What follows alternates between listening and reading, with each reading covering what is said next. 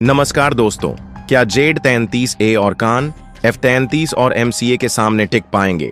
आइए इस पूरी रिपोर्ट को विस्तार से समझते हैं। चीन लगातार अपने स्टील्थ फाइटर जेट्स को अपग्रेड कर रहा है और भारत के लिए टेंशन बढ़ा रहा है। चीन के पास J-20 और J-35A जैसे दो 5th जनरेशन स्टील्थ फाइटर्स हैं, जबकि पाकिस्तान ने भी 40 J-35A खरीदने का ऐलान कर दिया है। लेकिन सवाल ये उठता है, क्या पाकिस्तान के पास इतने महंगे स्टील्थ फाइटर्स को खरीदने और ऑपरेट करने का पैसा है? पूरी रिपोर्ट क्या है इस वीडियो में समझते हैं। बस हमें सपोर्ट करने के लिए इस वीडियो को एक लाइक और चैनल को सब्सक्राइब जरूर कीजिएगा दोस्तों। भारत के लिए क्यों गेम चेंजर होगा F-35A?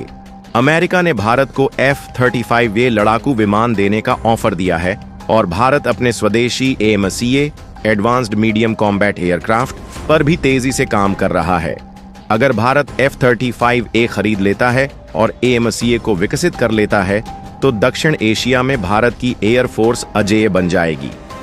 F-33A सिर्फ एक फाइटर जेट नहीं बल्कि एक हाईटेक युद्ध प्रणाली है जो दुश्मन के स्टील्थ जेट्स को आसानी से ट्रैक कर सकता है।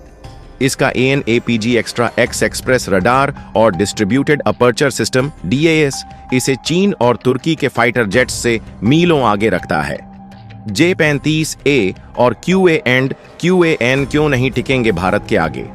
चीन और तुर्की के फाइटर्स की स्टील्थ टेक्नोलॉजी अभी भी F-35A के मुकाबले कमजोर है। J-35A और कान F-35 के रडार और इलेक्ट्रॉनिक वॉरफेयर सिस्टम के सामने ज्यादा देर तक छिप नहीं पाएंगे। भारत के पास एस्ट्रा MK2, एस्ट्रा MK3 और भविष्य की हाइपरसोनिक मिसाइलें होंगी जो दुश्मन के फाइटर्स को दूर से ही खत्म कर देंगी। क्या पाकिस्तान के लिए बुरा सपना साबित होगा भारत का F-33A खरीदना? बिल्कुल। पाकिस्तान ने अभी तक J-33A खरीदा नहीं है, सिर्फ घोषणा की है और IMF के लोन पर चल रहे पाकिस्तान के पास इतने महंगे स्टील्थ फाइटर्स को ऑपरेट करने का पैसा भी नहीं है।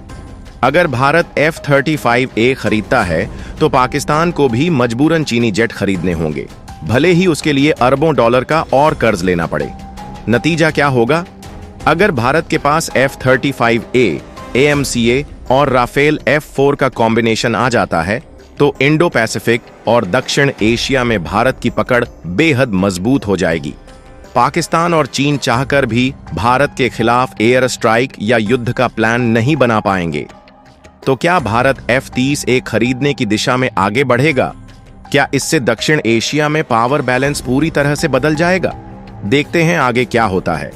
दूसरी खबर यह है कि भारतीय नौसेना के एयरक्राफ्ट कैरियर से ऑपरेट करने के लिए फ्रांस से राफेल M जेट खरीदे जाएंगे। लेकिन सबसे बड़ी खबर यह है कि देश में भी एक बेहद ताकतवर twin engine deck based fighter TED-BF तैयार किया जा रहा है। DRDO के प्रोजेक्ट डायरेक्टर अमिताभ सराफ के अनुसार यह जेट राफेल M से ज्यादा घातक, ज्यादा सक्षम और ज्यादा पावरफुल होगा। 2028 तक इसके पूरी तरह ऑपरेशनल होने की उम्मीद है। TED-BF भारत का अगला सुपर फाइटर। DRDO तेजी से इस प्रोजेक्ट पर काम कर रहा है। इसकी पूरी डिजाइनिंग भारतीय नौसेना की जरूरतों को ध्यान में रखकर की जा रही है। प्राथमिक डिजाइन फेज में तेजी। जब कोई एयरक्राफ्ट बनता है तो हर छोटे बड़े पहलू पर ध्यान देना जरूरी होता है। 2022 में पहली बार इस प्रोजेक्ट पर चर्चा हुई और नौसेना की जरूरतों के अनुसार इसे डिजाइन किया गया। यह फाइटर 26 टन का होगा और एयरक्राफ्ट कैरियर से आसानी से उड़ान भर सकेगा और लैंड कर सकेगा। अभी यह प्राथमिक डिजाइन रिव्यू फेज में है, यानी इसके सारे सिस्टम को इंटीग्रेट करने पर काम हो रहा है। जून 2025 तक प्राथमिक डिजाइन पूरा करने की योजना है। इसके बाद क्रिटिकल डिजाइन स्टेज शुरू होगी। 2028 तक इसे ऑपरेशनल बनाने का टारगेट है, लेकिन सब कुछ इस पर निर्भर करेगा कि कैबिनेट कमेटी ऑन सिक्योरिटी से इसे कब तक अप्रूवल मिलता है। ब्रह्मोस समेत कई मिसाइलें, जबरदस्त फायर पावर। TED-BF एक फुली लोडेड वॉर मशीन होगी जिसमें खतरनाक हथियारों का जखीरा होगा। अब बात करते हैं इसमें कौन कौन सी मिसाइलें लगेगी। BrahMos supersonic missile, short range मिसाइलें, बियॉन्ड विजुअल रेंज मिसाइलें, लेजर गाइडेड बम और यही नहीं, ये कई तरह के स्मार्ट बम भी कैरी कर सकेगा, जो किसी भी मिशन के लिए इसे परफेक्ट बनाएंगे। सुपर एडवांस टेक्नोलॉजी से लैस होगा। टेड बीएफ सिर्फ ताकतवर ही नहीं बल्कि बेहद स्मार्ट भी होगा। इसमें अल्ट्रा मॉडर्न टेक्नोलॉजी का इस्तेमाल किया जाएगा। एडवांस सेंसर और स्मार्ट रेडार। इसमें सुपर एडवांस सेंसर लगाए जाएंगे जो इसे किसी भी हालात में बेहतरीन परफॉर्मेंस देने में मदद करेंगे। इसका रेडार टिल्ट हो सकेगा, मतलब यह दुश्मन के टारगेट्स को और ज्यादा दूर से डिटेक्ट कर सकेगा। यह टेक्नोलॉजी इसे बेहद खतरनाक और अपराजेय बना देगी। मिड एयर रिफ्यूलिंग, हवा में ही ईंधन भरने की क्षमता। अब सबसे अद्भुत और क्रांतिकारी बात सुनिए, टेड बीएफ को हवा में ही दूसरा टेड बीएफ रिफ्यूल कर सकेगा। यानी अगर किसी फाइटर जेट को ज्यादा दूरी तय करनी है तो इसे मिड एयर ही ईंधन दिया जा सकता है। यह इसे लॉन्ग रेंज मिशन के लिए परफेक्ट बना देगा। मतलब यह राफेल एम से भी ज्यादा लंबी दूरी तक ऑपरेट कर सकेगा। फोल्डिंग विंग्स, स्टोरेज में ज्यादा जेट फिट हो सकेंगे। एयरक्राफ्ट कैरियर में स्पेस की दिक्कत हमेशा रहती है, लेकिन टीडीबीएफ में इसकी खास टेक्नोलॉजी दी जा रही है। इसकी विंग्स फोल्ड हो सकेंगी, मतलब जब जरूरत होगी तो यह आसानी से कम जगह में स्टोर किया जा सकेगा। इससे नौसेना के एयरक्राफ्ट कैरियर में ज्यादा फाइटर जेट्स रखे जा सकेंगे। टीडीबीएफ बनाम राफेल एम, कौन ज्यादा ताकतवर? अब सबसे बड़ा सवाल, क्या टीडीबीएफ राफेल एम से ज्यादा ताकतवर होगा? अमिताभ सराफ का जवाब, हां। अब बात करते हैं टीईडीबीएफ की क्षमता की, तो यह राफेल एम से ज्यादा भारी हथियार ले जा सकता है। इसमें ज्यादा फ्यूल स्टोरेज होगा, लॉन्ग रेंज मिशन के लिए ज्यादा सक्षम होगा। बेहतर टेक्नोलॉजी, स्मार्ट रेडार और उन्नत सेंसर सिस्टम। हवा में ही रिफ्यूलिंग की क्षमता। मतलब टीईडीबीएफ न सिर्फ आत्मनिर्भर भारत का प्रतीक होगा बल्कि यह नौसेना के लिए गेम चेंजर साबित होगा। 2028 में होगा भारत के नौसैनिक बेड़े का सबसे ताकतवर फाइटर। अब बस इंतजार है 2028 का, जब टीडीबीएफ भारतीय नौसेना की शान बनेगा। ये जेट दुश्मनों के लिए काल साबित होगा और भारत को एक सुपर पावर बनाने में अहम भूमिका निभाएगा। भारत के इस सुपर फाइटर के लिए तैयार हो जाइए। अंतिम खबर यह है कि अमेरिकी राष्ट्रपति ट्रंप ने भारत पर जवाबी टैरिफ लगाने की चेतावनी दे दी है। इससे ट्रेड वॉर का खतरा और बढ़ गया है। भारत के लिए ब्रिक्स समूह और अमेरिका दोनों ही बेहद महत्वपूर्ण हैं। जहां ब्रिक्स नए बाजारों तक पहुंच और वित्तीय तंत्र में मदद करता है, वहीं अमेरिका भारत का प्रमुख ट्रेड पार्टनर और निवेश का बड़ा स्रोत है। ट्रंप की धमकी और भारत पर असर।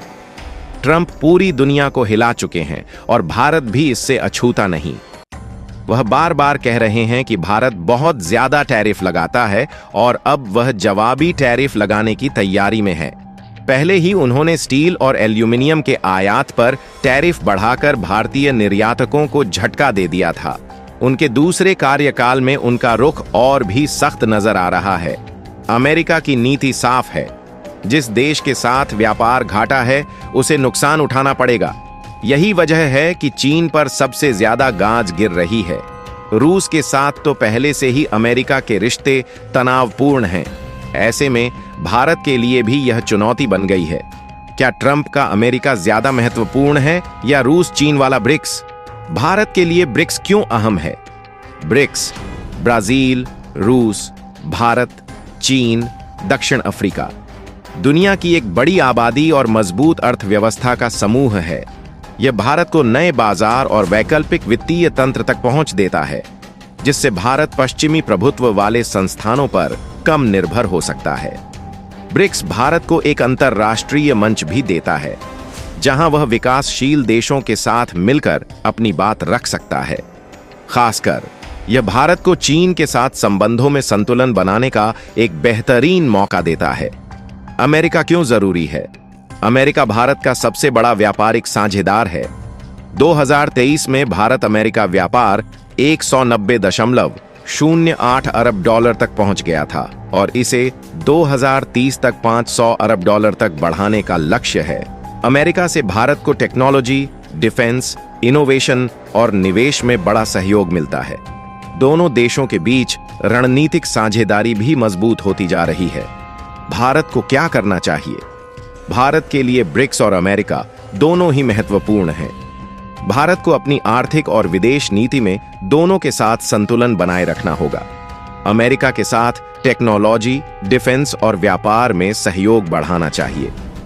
ब्रिक्स को एक बहुध्रुवीय, मल्टीपोलर विश्व व्यवस्था को बढ़ावा देने के लिए इस्तेमाल करना चाहिए। भारत को अपने विकासशील देशों के साथ संबंध मजबूत करने होंगे, जिससे वह ग्लोबल लीडर बन सके। आपका क्या सोचना है? क्या भारत को अमेरिका की ओर झुकना चाहिए या ब्रिक्स को प्राथमिकता देनी चाहिए? कमेंट में अपनी राय जरूर बताइए। अगर आपको यह जानकारी यूजफुल लगी तो वीडियो को लाइक करें, चैनल को सब्सक्राइब करें और बेल आइकन को ऑल पर सेट करें ताकि आपको ऐसे ही दमदार अपडेट मिलते रहें।